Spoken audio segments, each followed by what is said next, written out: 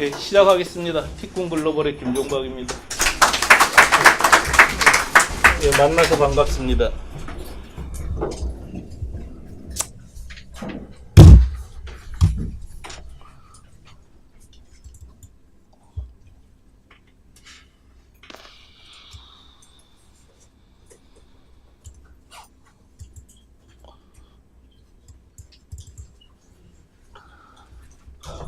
이미 거기 해외 직판 관련해서는 자료를 거의 다 보고 오시잖아요. 그리고 대략 티쿤이 하는 방식은 거의 다 알고 오세요. 그래서 또 혹시 모르는 분은 이 설명회를 동영상도 이미 충분히 나와 있기 때문에 하는 거를 자세히 설명드리진 않으려고 합니다. 그래서 잠시 대략만 설명을 드리고 나머지는 실제로 어떤 걸 준비해야 되는가 하는 거 중심으로 말씀을 드릴게요.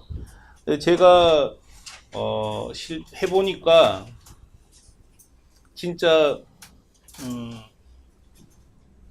해외 직판만큼 돈 벌기 쉬운 게 없더라고요. 저는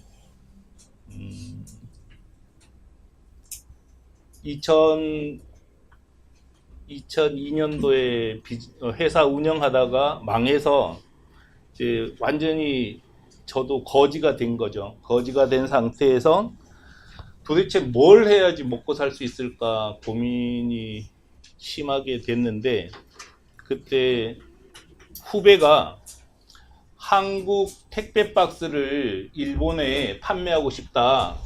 그러니까 한국 택배 박스를 일본에 판매하고 싶은데 좀 선배께서 도와줄 수 있겠냐고 하더라고요. 근데 뭐 백수가 뭐 할 게 없는데 얼마나 좋아요. 그래서 뭐 불러주면 고맙죠. 그래서 아유, 언제부터 출근해야 되냐고, 나 내일부터 해도 되는데 해서 이제 간 게 이제 한국 택배 박스를 일본에 하려고 준비하는 회사였어요. 그러니까 저한테 도와달라고 했었던 후배는 개발자였어요. 개발자. 돈은 있고 개발은 할 수 있는데 해외에 직판하는 능력은 없었어요. 그럼 저라고 해서 해외에 직판할 능력이 있었던 건 아니에요. 그 전에 잠시 한국 사람들이 일본 경매 사이트를 마치 한국 경매 사이트인 것처럼 이용할 수 있는 서비스를 했었던 적은 있었지만 해외 직판해 본 적은 없어요. 근데 그나마 그 정도라도 일본에 해본 사람이 없었기 때문에 또 그 친구가 부탁할 데가 없어서 저한테 부탁했는데, 어쨌든 저는 뭐 할 것도 없으니까 야, 그거 재밌겠다 하자 그래서 한 거예요. 그래서 그때 만든 사이트가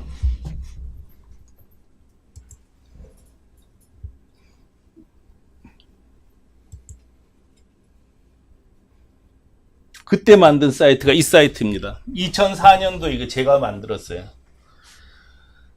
보시다시피 택배 박스를 파는 거예요. 택배 박스. 이런 택배 박스. 진짜 대단하지 않습니까? 무슨 반도체도 아니고 한국에 인터넷으로 물건을 사면 포장해서 주는 택배 박스.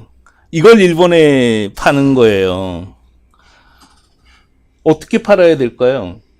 일단 일본의 법인을 만들어야 되겠죠? 법인 만들었어요. 그 다음에 이거를 한국에서 구매하고 나서 한국에서 갔다가 배달하는 건 말이 안 되는 거잖아요. 그래서 일본에 창고를 구했어요. 컨테이너로 이 택배 박스를 다 보냈어요. 그리고 파니까 진짜 날개도 친 듯이 팔리는 거예요. 왜 팔렸겠습니까? 이유는 딱 하나였어요. 싸고 좋았어요. 일본의 택배 박스도 종류가 정말 많단 말이에요. 예를 들면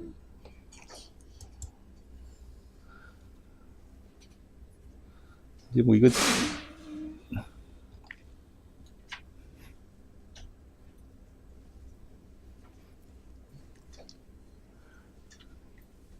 이제 모르겠네요. 이 틀은 그때도 지금도 똑같아요. 근데 이제 코너가 약간 바뀌어서 검색을 어디서 해야 되는지 제가 잘 모르겠는데. 이렇게 하는 거네요. 그죠? 그래서 뭐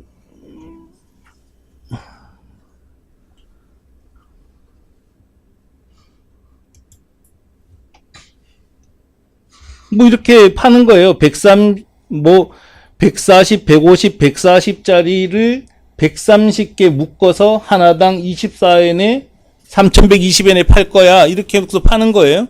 근데 일본의 대표적인 택배 박스는 200, 140, 60 박스입니다. 그거는 일본 우체국 1호 박스예요. 사람들이 제일 많이 쓰는 박스예요. 200, 140, 60 우체국 1호 박스를 그 당시 일본 사람들은 하나당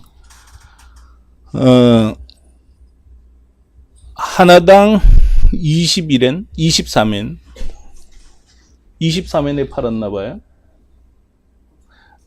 하나당 23엔에 팔았는데 저는 여기서 13엔에 팔았어요. 그럼 여러분께서는 택배 박스 사려고 이렇게 검색해 볼 거 아니에요. 검색 쭉 해봤는데 여기는 하나당 23엔인데 저 사이트는 13엔이면 바보가 아닌다면 일단 13엔에서 사는 거잖아요. 문제는 딱 하나죠. 13엔짜리가 쓰레기만 아니면 되는 거예요. 근데 뻔하죠. 일단 한 박스만 사는 거예요. 한 박스. 혹은 샘플만 보내주세요. 그래요. 샘플 받았는데 일본 박스보다 더 좋은 거예요. 이게. 그래서 팔레트에 쌓아놨던 게 일본 거도 떨어지고 우리 거도 떨어지잖아요. 우리 건 안 깨지는데 걔들 건 깨졌어요. 안 살 방법이 있어요? 무조건 막 사야 되는 거예요. 거기다가 얼마나 싸요? 박스 하나에 100엔 차이, 10엔 차이면 100원이잖아요. 안 사겠냐고요. 이게 뭐 브랜드가 있습니까? 그래서 이거 뭐 대박이 난 거죠. 대박이 나서 근데 이때 제일 어려움이 뭐였냐면 2004년도를 기억하시는 분은 없겠지만 2004년도에 우리나라 원엔 환율이 100엔 850원일 때예요. 그러니까 팔아도 남는 것도 없는 거예요. 100엔 850원인데 어떡할 거냐고. 그래도 매출이 올라가면은 얼마라도 남잖아요. 계속 올라가는 거예요, 매출이. 그래서 이제 3년 딱 지났을 때 이제 이거는 안정이 됐어요. 안정이 돼서 이제 후배하고 헤어졌죠. 왜냐면은 전 이거 너무 힘들더라고요. 이 박스 제가 뭐 거기서는 어쨌든 후배들이었고 CEO였으니까 일을 안 해도 됐지만 사람이 옆에서 일하는데 일 안 하긴 진짜 힘들어요. 그래서 여름에 컨테이너 40피트 컨테이너에 그 뜨거운 컨테이너에 박스 실어보면 정말 힘들어요. 너무 힘들어요. 그거 보고 있는 것도 짜증나더라고. 그래서 후배한테 야 이거 진짜 너무 힘들다. 우리 이거 택배 박스 오픈마켓으로 바꾸자. 그랬는데 이제 뭐 후배는 그럼 모험하고 싶지 않다. 그래서 그럼 너 이거 해라. 나 그때 여기 이제 후배가 저하고 같이 일할 때 뭐 뻔한 얘기 아니겠어요. 뭐 서로 친하니까 뭐 형님 이거 잘 되면 서로 나누고 뭐 그랬을 거 아니에요. 근데 계약서도 없어요. 뭐 서로 나누는데 뭐 어떻게 나눈다는 규칙도 없어.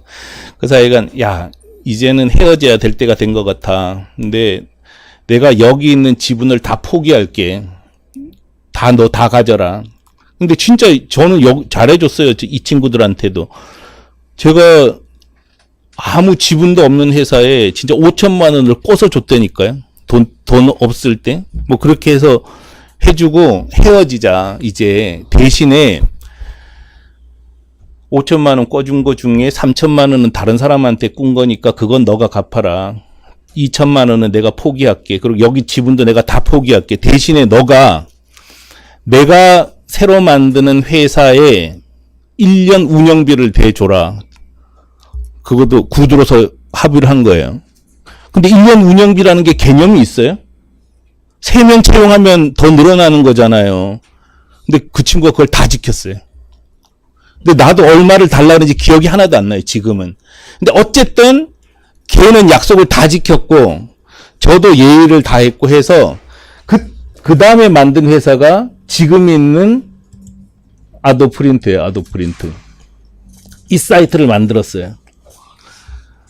이 사이트는 지금은 그럴듯하지만 처음에 한 명 프로그래머가 만들었어요. 한 명 프로그래머가 만들면 어떤 일이 벌어지겠어요? 안 돌아가는 거예요. 엉망이에요, 프로그램이. 그런데도 물건은 팔리는 거예요. 왜 팔렸겠어요?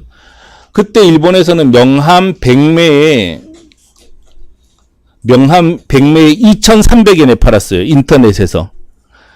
2,300엔, 23,000원. 근데 우리는 명함 500매를 980엔에 팔았어요. 명함이 명품입니까? 그게 그렇게 꼭 그렇게 깨끗해야 돼요? 상관없잖아요. 그럼 500매 980엔짜리를 사시겠어요? 100매 2,300엔짜리를 사시겠어요? 500매 980엔에 막 사는 거예요. 그래봤자 남는 건 없어 어차피. 그렇지만 팔리면 되는 거예요. 뭐 언젠가는 흑자가 나겠죠. 그 980엔에 팠는데 그 980엔짜리 명함은 박스는 일본 박스보다 좋았는데 980엔짜리 명함은 정말 안 좋았어요. 왜냐? 980엔에 팔려면 여기서 가지고 오는 건 얼마에 가져와야 되겠어요? 그때 뭐 3,500원에 가져왔나 봐요. 500엔짜리를. 4,200원에 가져왔어요. 4,200원에 500매짜리 명함이 오죽하겠냐고요. 매수가 안 맞아요. 500매 준다 그러지만 공장에서 가지고 온 명함은 절대 500매가 아니에요. 470매예요. 기분 좋으면 497매고 500매를 채우는 적은 없어요. 그거 보내면 일본 사람들이 헤아리나 봐요. 진짜 그런다니까. 3매 부족하대요. 그 다음에 그게 명함이 오죽하면 4,200원짜리겠냐고요. 사흘 전에 찍은 명함하고 사흘 뒤에 찍은 명함하고 색깔이 다 달라요. 완전히 다른 명함이에요. 그 다음에 명함 뒤에 다 색이 묻어요. 뒷무듬이라 그러는데 다 묻어요. 그 보내는 거예요. 뭐 저는 박스도 해본 적이 없지만 명함도 해본 적이 없어요. 명함이 왜 그렇게 나오는지를 몰랐어요. 그래서 이제 공장에 항의해보는 거예요. 회사에, 제조 공장에. 아니 명함다운 명함을 좀 만들어 주시지 이런 명함을 팔면 되냐고. 저쪽 가면 2만 원인데 거기 가서 만들면은 제대로 만들어 줄 거예요. 그래요. 뭐 어떻게? 계속 거기에 이제 주문하는 거죠. 그럼 일본 고객도 진짜 화나는 거예요. 뭐 싸다고 시켰더니 무슨 명함이 491번매, 470매 뭐 온 거 보면은 막 뒤에 뒷무덤 있어. 그 다음에 명함은 깨끗해야 되잖아요. 얼굴에 점도 있어, 심하게. 막 항의해요. 야, 너희들도 일본 사람들이 친절해요? 사람 사는 거 다 똑같아요. 욕 진짜 잘해요. 그리고 명함 하나 주문해 놓고 클레임 받으러 오래요. 가면 막 깍두기가 약부장가 봐. 야, 이거 어떡할 거냐고. 진짜 그런 똑같거든, 사람 사는 거. 그럼 뭐 항의하면 전화 받고 막 울어요. 우리 고객응대팀 울어요. 안 울겠어요. 맨날 하루 종일 욕 먹으면 누가 좋겠냐고요. 마침 그때 고객 지원 담당자인 일본 직원이 갈 데가 없었어요. 이 회사에 나가면 굶어 죽었기 때문에 울면서 받는 거예요. 진짜 울면서 받아요. 그래서 할 수 없이 항의하는 고객한테 그냥 그거 가지시고요. 돈 돌려줄 테니까 앞으로는 주문하지 마세요. 우린 그렇게밖에 못 만들어요. 그 남들 욕하면서 또 주문해. 자기도 980엔인데 이번에는 그 사람이 작전을 쓰는 거예요. 자기는 누가 주문하냐면 기획사가 주문해요. 기획사. 일본에도 개인이 주문하지는 않을 거 아니에요. 기획사가 우리를 공장으로 인식하고 주문을 해요. 그럼 욕하면서 자기 500매 가지고 이제 괜찮은 거 100매만 고르는 거죠. 그래서 100매만 파는 거예요. 자기는 일본에서. 그래서 걔 사이트 들어가면은 100매 1,500엔 이렇게 파는 거죠. 우리한테 980엔에 가지고 가서 100매만 골라서 파는 거죠. 그렇게 해서 키웠어요, 이거를. 근데 두 가지 다 똑같은 얘기를 한 거잖아요. 뭐냐면 쌌다고요. 일본에서는 상상할 수 없는 가격에 팔았기 때문에 팔린 거예요. 그래서 저도 마케팅이 뭔지도 몰랐어요. 일본 마케팅 어떻게 하는지 몰라요. 딱 하나는 알아요. 리스팅 광고 하는 거겠지. 그래서 야후에다가 명함 치면 우리 게 나오는 거예요. 지금은 이게 뭐 쓸데없는 얘기일 수 있는데, 예를 들어 이제 담보를 하고 쳐보자고요. 지금은 이렇게 보이잖아요. 일본 야후에. 일본에서 보면은 이 화면이 나오지 않아요. 일본에서 그 택배 박스라고, 명함이라고 치면,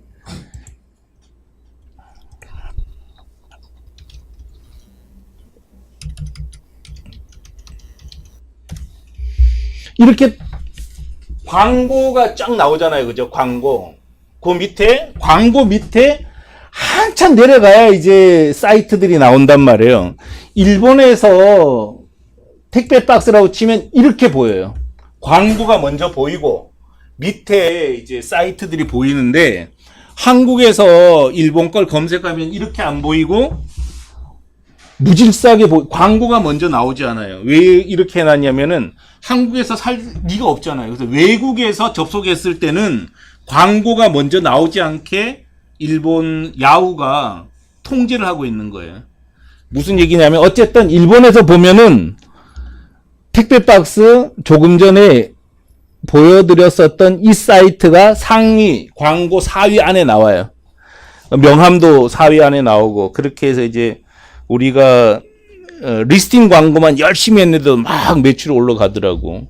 근데 그게 당연한 것 아닐까요? 뭐냐면, 아니 싸고 좋은데 안 사면 바보잖아요. 근데 여기서 해외 직판을 해야 될 이유가 나오는 거예요. 뭐냐? 저는 택배 박스 해본 적도 없고 명함 팔아본 적도 없어요. 근데 저보고 지금이라도 한국에서 명함 팔고 택배 박스 팔 거냐고 물으면 전 진짜 안 할 거거든요. 왜냐하면 제가 현재 있는 택배 박스 판매자와 명함 판매자보다 더 싸게 팔 방법이 없다는 거예요. 그렇지만 일본에 가면은 이런 메일을 받아요. 이렇게 좋은 물건 어떻게 이렇게 싸게 파냐. 너 정말 좋은 사람이다. 이런 감사 메일을 받는단 말이에요. 물론 항의 메일도 받아요. 너 누구냐? 가격을 파기하는 너는 누구냐 하고 일본 공장에서 항의 메일이 와요. 우리한테.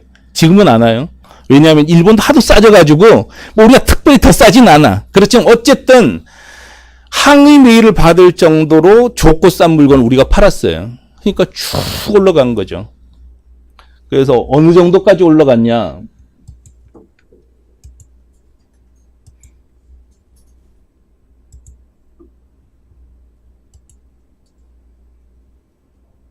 이게 실시간이에요, 실시간. 실시간 통계입니다, 실시간 통계. 이거는 N이에요, N.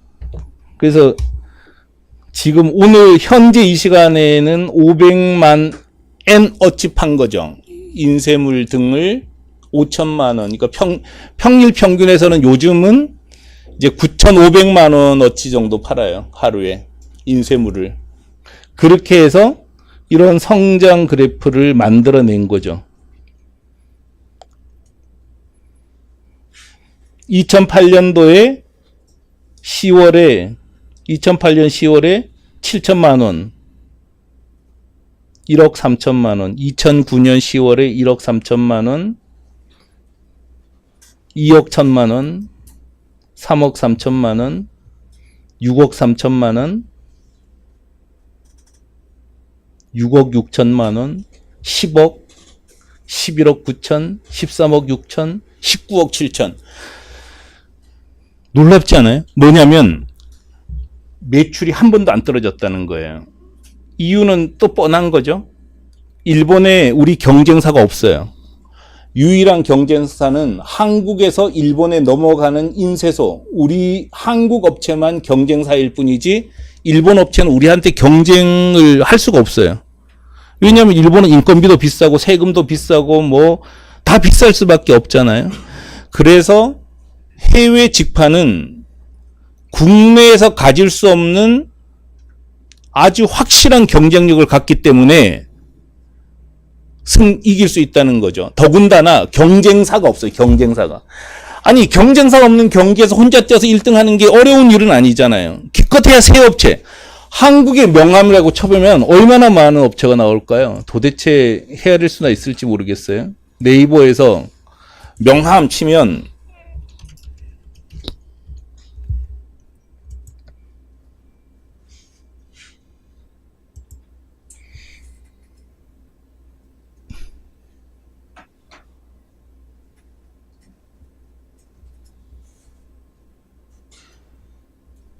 이게 웹사이트 맞나요? 이게 300만 개인가요? 이건 뭐 이상한데, 그죠? 그럴 리는 없는데.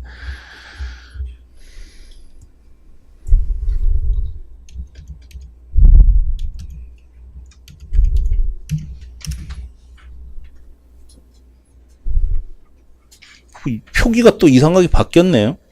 보통 160개 정도 나와요. 정상인데. 택배 박스. 어쨌든, 하여간, 한국에서는 어마어마하게 많은 사이트가 명함을 팔고 있는데, 일본에도 어마어마하게 많은 사이트가 명함을 팔고 있어요. 한국에서 일본 넘어간 사이트는 3개가 안 된다는 거예요. 셋이서 싸우면 되거든요. 이길 수 있잖아요. 그걸 할 수 있다는 뜻이죠. 그래서 해외로 넘어가면은 무조건 성공할 확률이 매우 높아진다고 말씀을 드릴 수 있어요. 그래서 제가 근데 지금 우리가 학습회가 아니니까 그냥 막 물어보셔도 돼요, 중간에. 그러니까 뭐 다 아는 내용이기도 하고 이미 많이 보셨기 때문에 그냥 중간에 궁금한 거 있으면 물어보세요. 그리고 뭐 이 자료들은 다 공개되어 있습니다. 공개되어 있기 때문에 굳이 뭐 적으려고 애쓰실 필요는 없고요.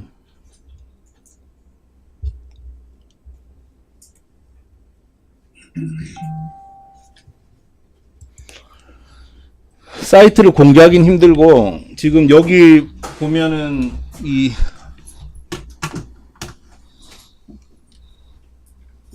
파란색으로 된 거는 우리가 직영하는 사이트들이에요. 직영. 파란색으로 하는 건 직영하는 사이트고 이 표기를 안 한 거는 티쿤을 이용해서 일본에 직판하거나 다른 나라에 직판하는 다른 회사가 운영하는 사이트예요. 이해되셨죠? 그러니까 이거는 우리가 직접 이렇게 안 밝히는 거는 밝히니까 너무 싫어하시는 거예요. 왜냐하면 잘 된다 그러니까 또 거기에 막 몰리는 거예요. 그러니까 너무 싫어하셔서 저는 다 공개하고 싶지만 공개를 못해요.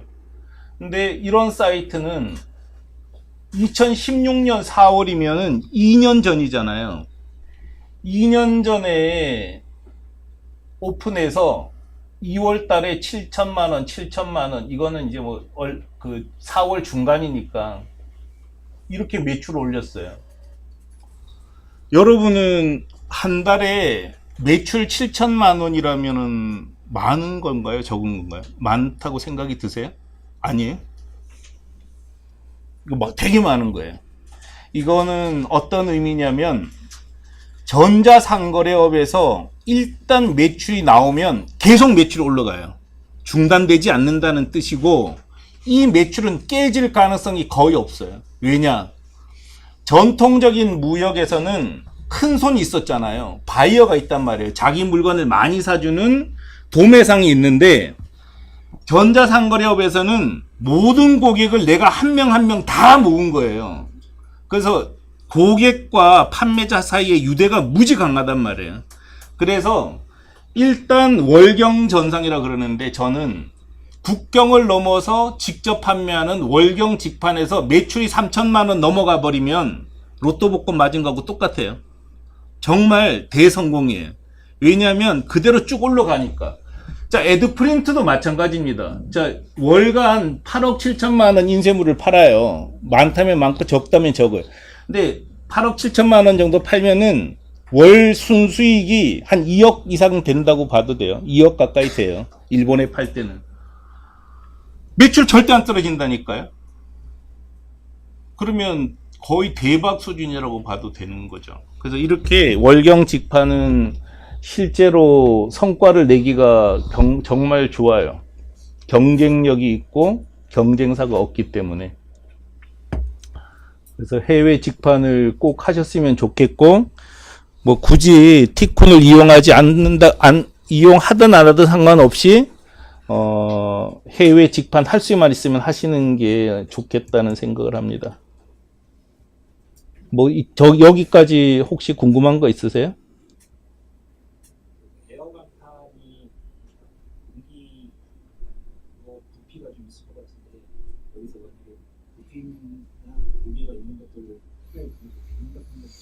이제 에어 간판은 어떤 거냐면 에어 간판 질문을 하시는데 에어 간판 만드세요? 그냥 궁금해서 물어보신 거예요?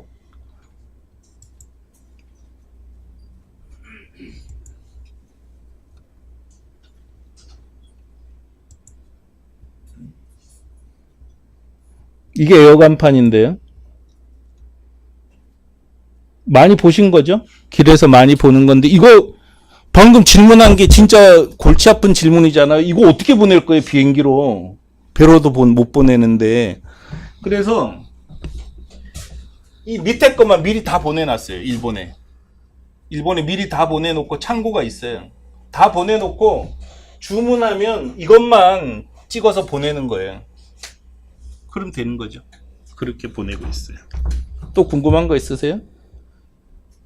그래서 해보면 방법은 다 있더라고요. 정 안 되면 더 무거운 택배 박스는 창고를 구해놓고 미리 갖다 놓고 팔면 돼요. 문제 전혀 없어요. 그런 식으로 파는 거죠. 그래서 해외에 판매하는 방식이 지금까지 개발된 건 이 세 가지예요.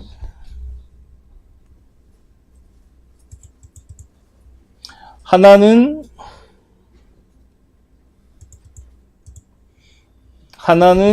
현지화 독립몰 해외 직판 방식이고 또 하나는 역직구고 또 하나는 해외 쇼핑몰 입점 방식입니다. 많이 쓰는 게 역직구 방식이에요.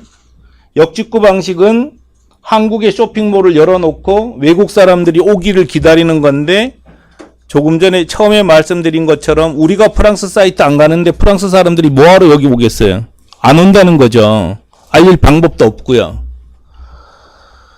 한국 사람들이 기껏해야 일본, 미국, 중국에서만 사는데 그 잘한다는 한국 사람도 그러는데 어느 나라 사람이 한국 와서 사냐고요. 또 하나 한국에 온들 우리가 만드는 그 구멍가게 같은 사이트에 누가 오겠냐는 거죠. 말이 안 되는 얘기예요. 애시당초. 그래서 이걸 갖고 어떤 회사에서는 내가 역직구몰을 5만 개 만들어 줬대요. 5만 개 만든 거 어떻게 만들겠어요? 자동 번역기 돌렸잖아요. 그 자동 번역기 돌려서 5만 개 만들면 뭐 하냐고요. 사는 사람은 아무도 없는데. 말이 안 되는 얘기예요. 그래서 이거는 처음에 온라인 해외 수출은 역직구다. 이렇게 말을 붙여놔가지고 뭐 그럴듯한데 성공 사례는 없다고 보면 됩니다. 스타일란다가 최근에 4천억에 70%를 팔았다고 신문에 난 거 보셨어요? 스타일란다? 아, 그분은 정말 부럽지 않으세요? 진짜 부러워 죽겠어요. 저도. 진짜 부럽지 않아요?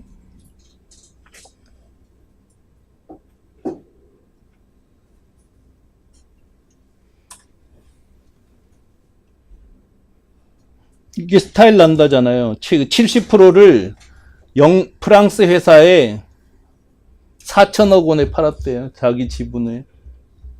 근데 왜 이렇게 나오는 걸까요?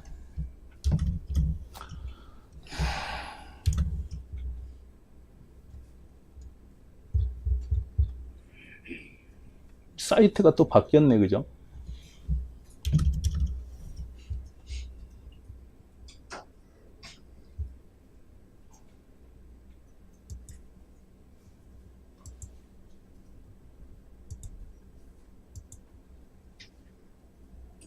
이게 스타일란다가 운영하는 일본 사이트예요.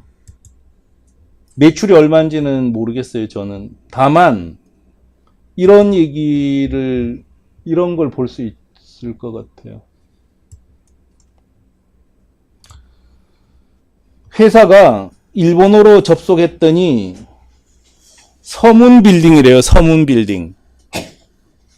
그 다음에 반품을 하려면 EMS로 한국으로 보내래요. 이 거래가 될까요? 이 말이 안 되는 거잖아요. 이게 역직구라는 거죠. 역직구 정말 잘하는 스타일란다의 모습이란 말이에요. 여러분 같으면 중국에 결제했는데 반품하려면 중국으로 반품하고 이렇게 하면은 구매할 의욕이 안 생기지 않을까 하는 거예요. 이게 역직구라는 거죠. 해외 쇼핑몰 입점은 다 아시죠? 아마존, 라쿠텐, 큐텐 이런 데 입점하는 거예요. 거기 들어가서. 근데 최대 문제는 해외 쇼핑몰 입점 방식의 최대 문제는 뭘까요?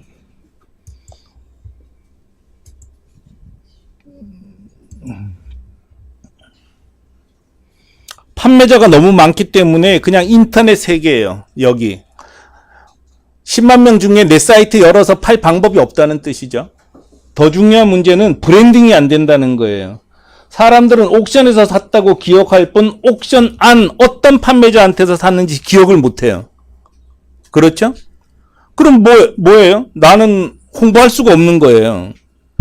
그러니까 뜨내기 손님 잡는 거라는 거죠. 옥션 안에서 팔 수가 없다는 거예요. 그 다음에 아마존, 이베이, 라쿠텐, 라자다, 옥션, 지마켓 11번가는 외부 광고를 할 수가 없어요. 외부 광고에서 나한테까지 오기는 했어. 근데 여러분은 11번가 들어가서 어떤 행동을 하세요? 많이 팔린 순, 평가 좋은 순 다 가버리잖아요. 홍보를 할 수가 없다는 거예요. 여기서 홍보를 하려면 배너 광고 하면 돼요. 배너 광고. 근데 그 비용이 더 비싸단 말이에요. 이미. 또 DB를 주지 않아요. 이미 구매한 고객, 내가 모은 고객 DB를 주지 않아요. 왜 못 주겠어요? DB 줬더니 바깥에 독립몰 만들어 놓고 글로 와서 사가라 그러는 거를 전혀 견딜 수가 없어요. 제가 만약 운영하면 내가 얼마 투자했는지 아시죠? 쿠팡 그거 손님 모으느라고 지금 3년째 5천억 적자 났대잖아요. 그렇게 모아놨는데 나한테 와가지고 내 손님을 데리고 너 가게로 간단 말이야? 견딜 수가 없는 거예요. 그래서 어느 오픈마켓도 DB를 주지 않습니다. 그 다음에 전문몰을 꾸밀 수가 없어요. 배송 통관 반품 환불이 매우 어려워요. 결제 순서도 제한돼요. 링크 하면은 무조건 제명이에요. 그죠? 외부 링크 허용을. 안 된단 말이에요. 이렇기 때문에 이미 아마존에서 잘 파는 사람도 독립몰을 만들 수밖에 없다는 걸 이해하세요. 그래서 이것도 안 돼, 저것도 안 돼. 그럼 어떻게 할 거냐? 그게 유일하게 남은 건 현지화 독립몰 해외 직판이고, 조금 전에 보여드렸던 대로 현지화 독립몰 해외 직판에서는 이미 성공 사례가 너무 많아요. 너무 많아요. 여러분들이 몰라서 그렇지 해외 직판 성공 사례 중에서 가장 눈부신 성과를 거둔 거는 티쿤입니다. 티쿤. 티쿤에서 조금 전에 보여드린 것처럼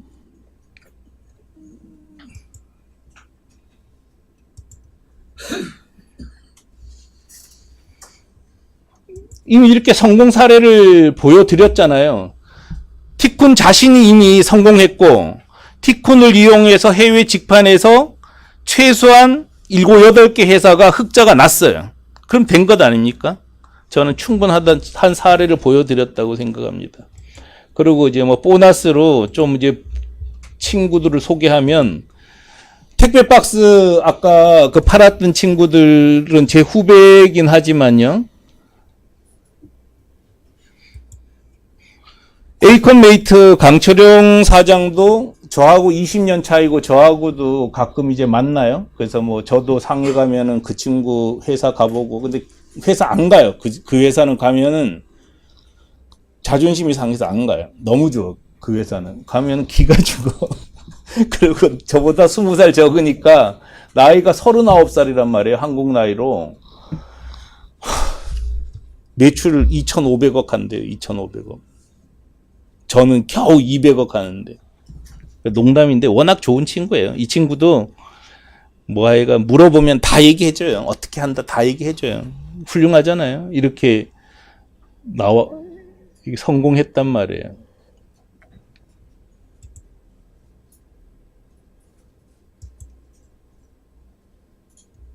이정호 대표 후배.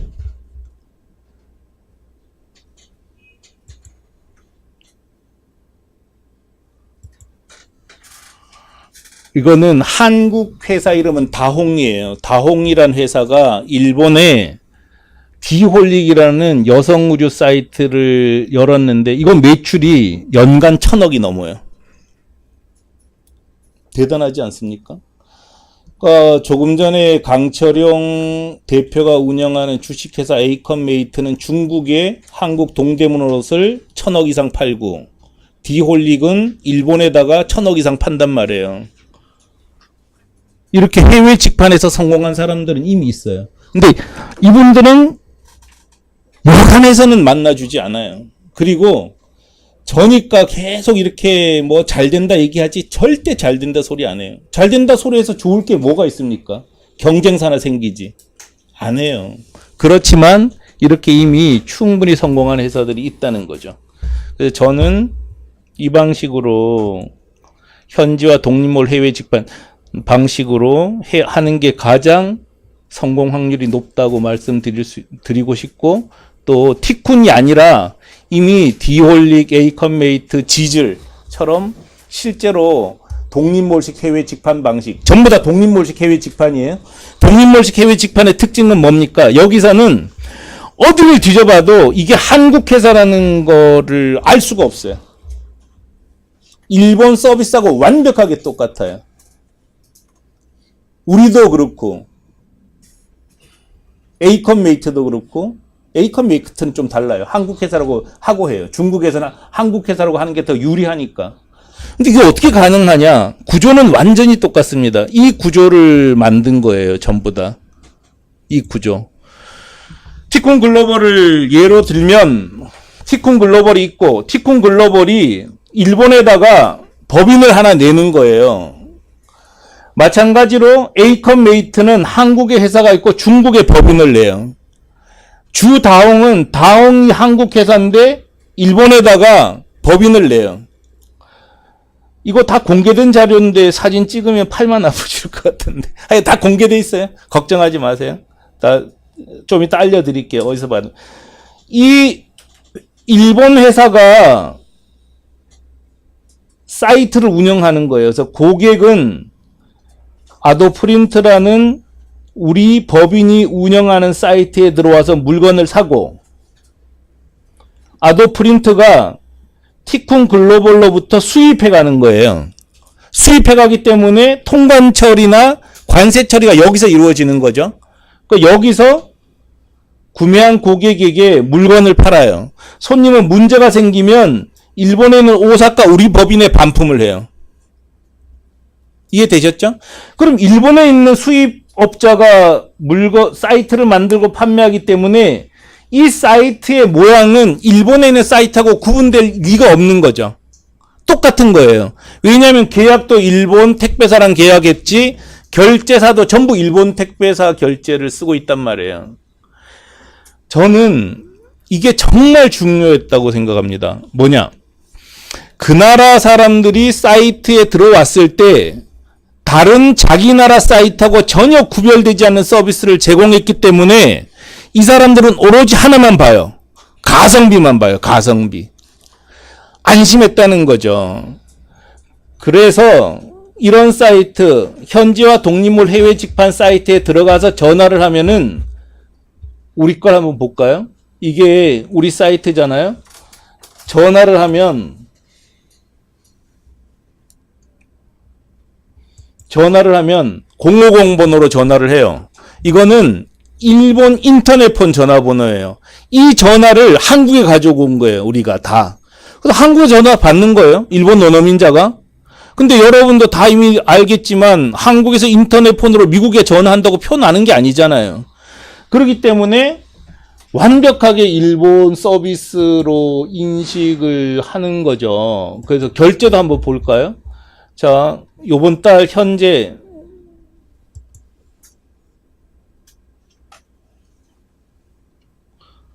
600만 원씩 더 팔린 거예요. 좀 전에 한 1시간 안 지났죠. 5056이었는데. 좀 이따가 한번 열어볼 테니까 기억하세요. 560만 원.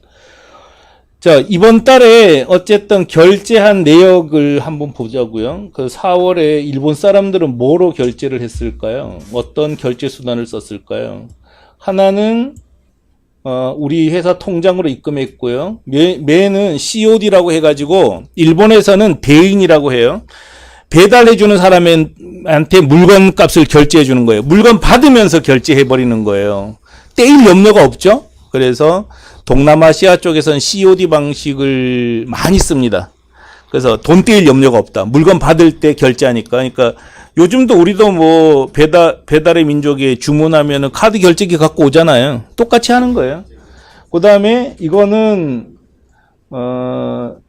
ATM기에서 결제하는 경우, 이거는 무통장 입금 결제, 이거는 신용카드 결제, 이거는 특수한 결제인데 우리가 이렇게 거래하다 보면 이게 명함 팔아서 얼마나 남아요 이러는데 명함 파는 게 아니란 말이에요. 예를 들어 공기간판 같은 경우는 막 1억씩 주문하는 사람들이 있어요. 근데 1억 주문하는 법인이 현금 낼 리가 없잖아요. 꼭 후불 결제를 하겠다는 거예요. 근데 부들부들 떨리지 않아요? 후불 결제했다가 2억 떼끼면 도대체 뭐 어떡하냐고. 그걸 막기 위해서 일본에 후불 결제 대행사가 있는 거예요. 프렉스라는. 그래서 나 후불 결제할 거야. 그러면 우리가 얘들한테 프렉스에다 연결해요. 얘 후불 결제하려는데 네가 책임져라. 그럼 얘가 신용 조회를 하는 거죠. 그 법인을. 괜찮네. 그럼 거래해라. 그래서 거래하면은 일단 떼이고 안 떼기고는 프렉스가 책임지고 우리는 3.5% 주는 거예요. 얘들한테. 이런 결제. 그 다음에 컨비니는 편의점 결제예요. 일본에 있는 택배, 판매 사이트는 다 이런 결제를 갖고 있단 말이죠. 그래서 똑같은 결제를 우리가 제공하는 거예요. 그렇기 때문에 사람들은 전혀, 자기 나라 사이트라고 인식을 하는 거죠. 그럼 이렇게 보내면은 일본까지 시간이 많이 걸리지 않을까? 혹은 택배 처리 어떻게 하는가 궁금하죠? 근데 이럴 때 우리는 지금 손님이 주문한 것을 여기서 포장해서 발송하는 거예요. 그래서 아예 이거 일본 택배회사 전표예요. 일본 택배회사 전표를 가지고 와요. 한국에 가지고 와서 이제 만약 여러분께서 우리하고 거래를 한다 그러면 여러분한테 이 택배 박스를 전표를 드릴 거예요. 그럼 주문한 거는 한국에서도 그냥 리스팅 뽑아서 인쇄하는 거잖아요. 인쇄 용지를 이걸로 인쇄하라는 거예요. 그래서 인쇄해서 이걸 붙여서 우리한테 갖다 놓는 거예요. 갖다 놓으면 우리는 그거 한 번 더 아웃박싱, 여러 개 묶어서 아웃박싱해서 보내는 거거든요. 그럼 해체하면은 손님은 이걸 받은 거예요, 이거. 그럼 일본 택배 전표가 붙었잖아요. 그래서 배송을 어떻게 하냐. 어쨌든 요 밑 1층이 우리 물류센터예요. 물류센터까지 여름에 3시까지만 도착시켜주면은 그 다음날 일본 손님한테 다 받게 만들어요. 진짜 빠른 거죠. 3시까지. 근데 한국에서는 6시까지 마감이잖아요. 6시 마감하면 그 다음날 웬만한 데는 다 가잖아요. 일본은 3시까지만 마감하면은 한국에서 3시까지만 입고 해주면은 내일 다 받게 해요. 그러니까 일본 손님은 진짜 모르는 거죠, 이제. 도대체 뭐야, 이게. 그럼 이제 여러분은 놀랄 수 있잖아요. 근데 이게 어떤 원리가 있는 게 아니라 제주도에서 30분만 더 가면 일본이에요. 먼 나라가 아니란 말이에요.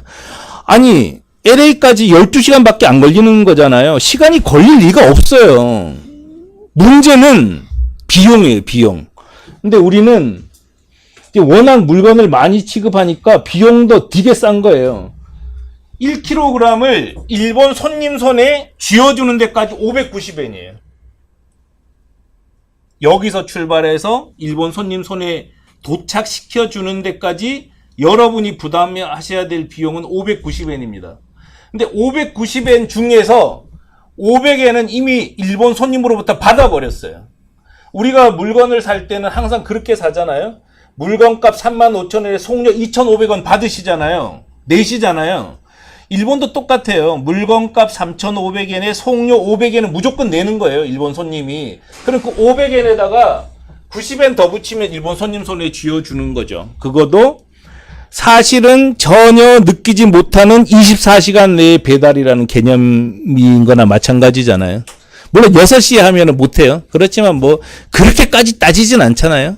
뭐 총알 배송하는 것도 아닌데 뭐 이렇게 해서 완성이 되는 거죠. 그리고 뭐 반품 같은 거는 전부 다 반품은 오사카로 하니까. 그래서 이 사이트들 현지화 독립몰 해외 직판 방식은 어디 입점하는 것도 아니고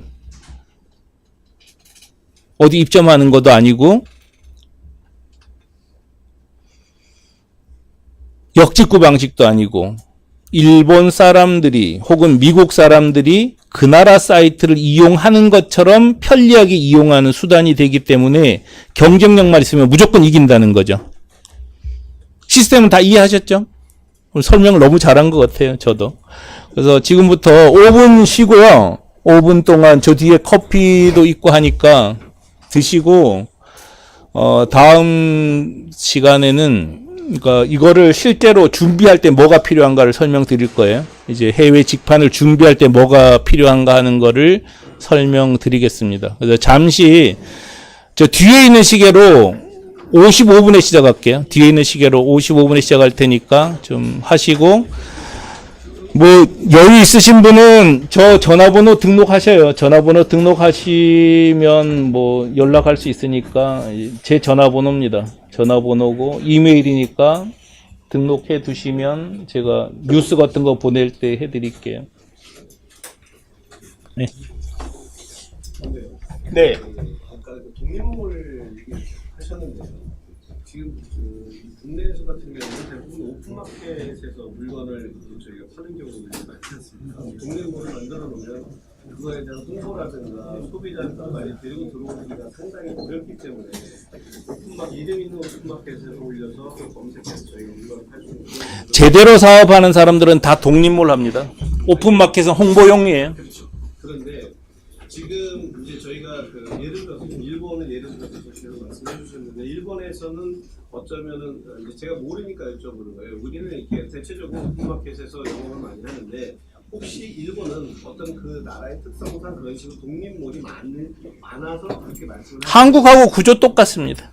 그러면 이제 제가 이제 접근 방법이라고 한다면 물건을 팔아서 얼마나 빨리 갖다 주는 거 이전에 물건을 팔아야지 갖다 줄 거 아닙니까? 근데 이제 거기에 손님을 소비자를 끌고 들어오는 문제가 있다고. 좀 이따가 설명해 드릴게요. 예.